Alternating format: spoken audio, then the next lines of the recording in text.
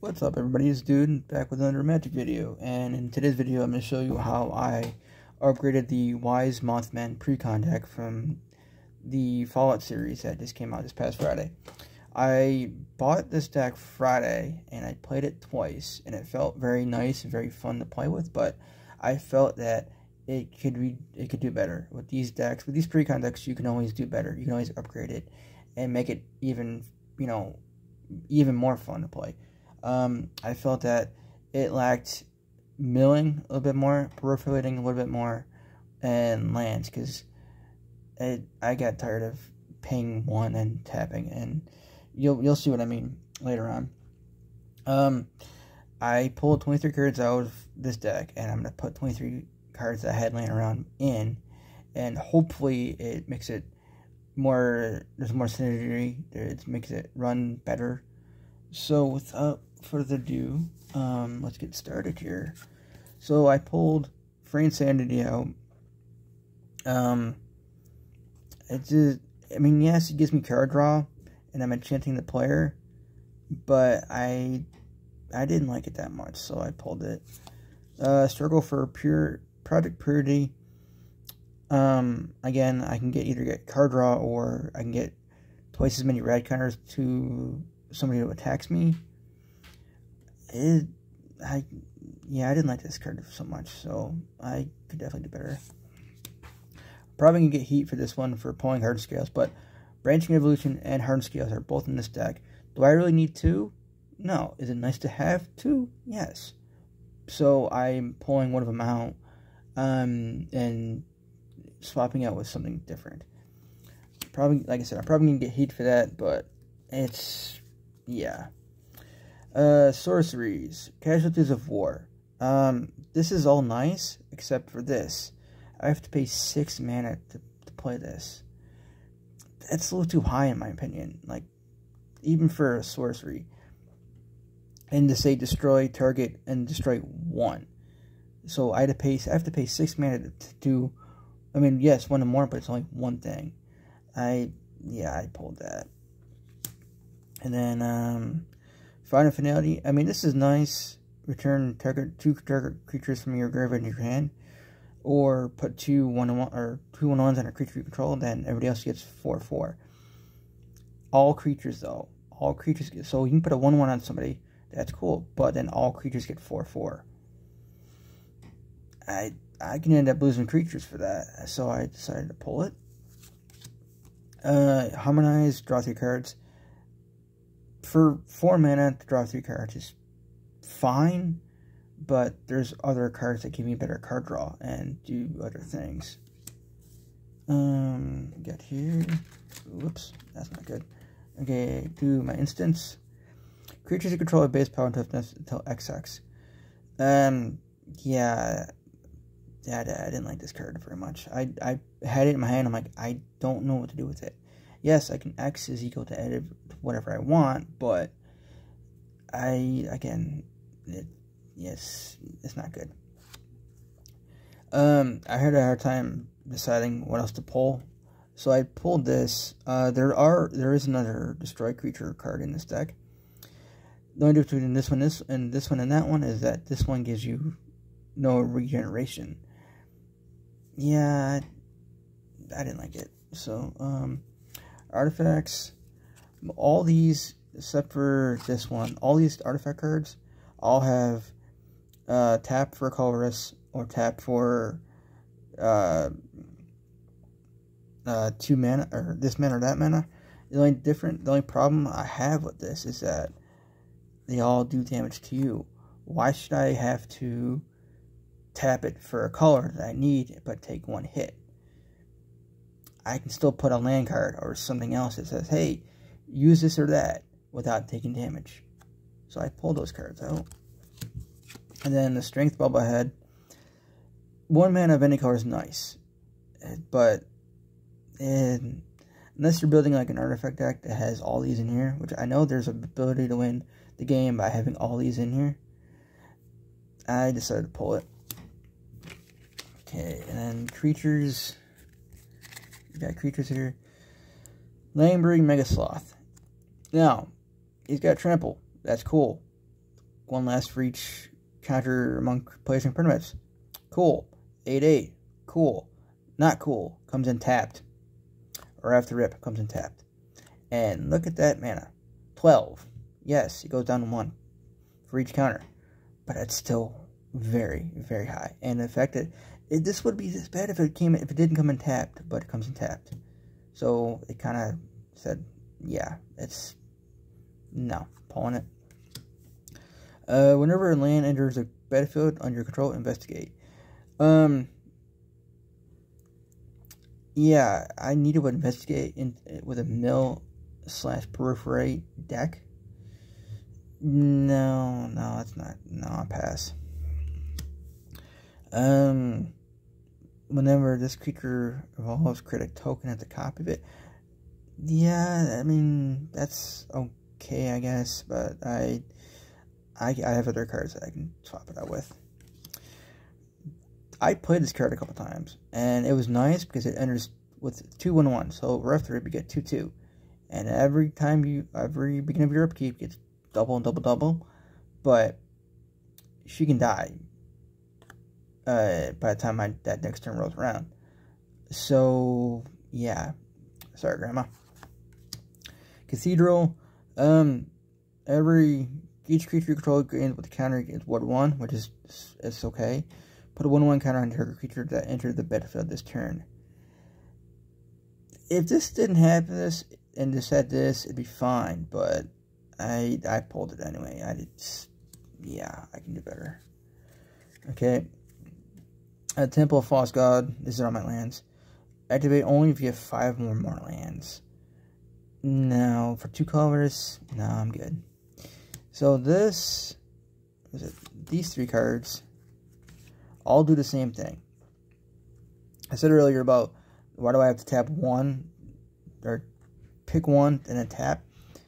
So this is cool, right? Add 1 of each, two mana of whatever. But I need to spend 1 mana to tap it, unless I have like a Soul Ring on, where I can use one of those colors to tap this. If you don't, you're screwed, because you need to waste 1 of your manas to tap this to use that. So essentially, you're using 3 mana for something. So I didn't like that. I just figured, you know what? I'll swap it out for something else. And military base, you may have enter tap. If you do, you get 2 battle counters. Tap it 4 colors. For 5 and a tap, you draw a card. This ability costs 1 last to activate for each red counter you have. But the problem with having red counters is it makes you mill your own cards until you mill a non-land card. So I would rather have my opponents I'd rather have my opponents have red counters than myself. That's just me. So I pulled it. So with the 23 cards we pulled out, I'm going to show you the 23 cards I'm putting in. So Millstone, which is from the Brothers War set. For 2 and tapped, target player mills 2 cards.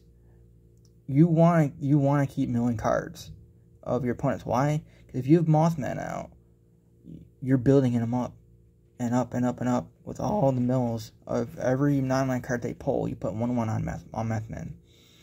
So you kind of want that. Mesmerizing.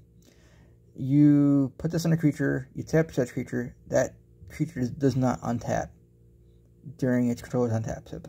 So you put it on a monster. Somebody that's is going to destroy you. Put this on him.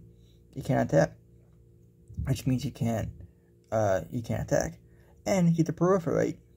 So not bad.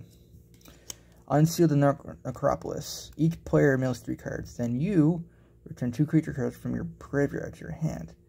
This is, like I said, this is probably better than Final, because not only do I make everybody mill 3 cards, I can build up those non-land cards that can make counters, and I could return 2 cards from my own graveyard. Not bad. Experimental Augury, I think. Top 3 cards of my library. Put 1 of them in your hand and rest on your bottom. Proliferate. So this is better than Harmonize. because I not only get 3 cards, but I get to proliferate. Yes, I needed to give up 2 cards, but proliferate is what I want. Enters the battlefield tapped. That's fine. I gain 1 life. That's even better. So, you know, green or blue, not bad. Haunted Mire, again, tap, but I get black and green. Jungle Hollow, I gain 1 life, but it gets tapped. That's fine. Black and green. Wither Bloom Campus, comes in tapped. All my land cards here come in tapped. So, black and green. Demur comes in tapped, and I can return a land I control to my hand. I get blue and black. No, there's no this or that. It's just a choice. Comes in tap unless you control 2 or fewer lands. You want this card out immediately, because if it doesn't, it's gotta be tapped. So it's blue or black. Breeding Pool from the Ravnica series. And you cannot have a tap, but you need to pay 2 life. So yeah, it's something, you know. So sorceries, I get to draw 3 cards. Peripherally, again, better than Harmonize, because I draw 3 cards. I also get to proliferate, so not bad. Thirsting Roots, I can it's either a tutor card or a proliferate card, depending what I'm doing, depending what's happening. I would say this is definitely a situational card, where if you need a basic land right now, search for one. But if you rather proliferate, and, you know, say to somebody, hey, I want you to have an extra red counter, some nice guy like that, it's definitely situational. Drown and Nicor, target creature gets 4/4 and proliferate. Not bad. Cut your losses. Target player mills half their library. Run it down. Half their library is gone, and run it down. I was asking around about if I can use it as Mothman. They were telling me, as long as you have more than 1 creature out on your battlefield, you can do this and pull that many non-lands out and add up all the counters. So your Wise Mothman and whoever else can go from super small to super big very quickly. Breach the multiverse. Sorry, this card's a foil. So each player mills 10 cards. For each player, choose a creature or planeswalker card in that player's graveyard. Put those cards on the battlefield under your control. Then each creature you control becomes a Phyrexian. So basically, you're making everybody, including yourself, mill 10 cards. Then, for each player, I get to pull a creature or planeswalker out of that pile and put on the battlefield under my control. Pretty cool. Carnivorous Canopy. Destroy target artifact or gem and creature with flying if that permanent mana value is 3 or less. Proliferate. Even if the value is more, I could destroy somebody. Something. Artifact, creature, doesn't matter. So, pretty cool. So, with the whole branching evolution, evolving winds thing, this is why. I can attack with him. I can't attack with the other ones. So, this pretty much is, if one or more counters would be placed on a permanent, you put another one. And then you can tap this for mana. So, Ancient Ones. Look at that. Blue and a black. It's just 2. Just 2 for an 8/8. But you can't attack unless you have 8 or more permanents, which is pretty easy considering that you've been milling this entire time. Draw a card and discard a card. If you discard a card, that player mills cards equal to its mana value.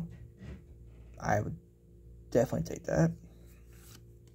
Sir Conrad the Grim. Oops, sorry. Spoiler alert. So, whenever something dies or a creature gets put in a graveyard other than the battlefield, i.e. sacking or milling, this card does 1 damage to each person. And for 1 and a black, I can make somebody mill, each player mills a card. So I can make you mill a card with 1 and a black, and then turn that around and say, hey, you milled a card? Okay, deal 1 damage. Hummingbird. Sorry, I had the foil. Flying, deals damage to a player. proliferate. 1 damage. And the flying. Do 1 damage? Alright, proliferate. Pretty cool. This card's on a sleeve because it was another deck that I pulled out. Landfall, whenever a land enters the battlefield under control, proliferate. There's like 40 lands in this entire deck. Think about that for a hot minute. So, yeah, it's pretty wild actually. So, there it is, those 23 cards. I will have the Moxfield link in the description to show you exactly what these cards look like. That look better, and they look more crisper, and where you can find them in certain decks or whatnot. But that being said, I like, comment, and subscribe, and I hope everybody has have fun. Have fun with this deck for sure. I mean, yeah, this deck can get pretty huge, pretty insane very quickly, and go wild. See what you can find. Just make sure everything has great synergy, and yeah, have fun with it. So, peace out.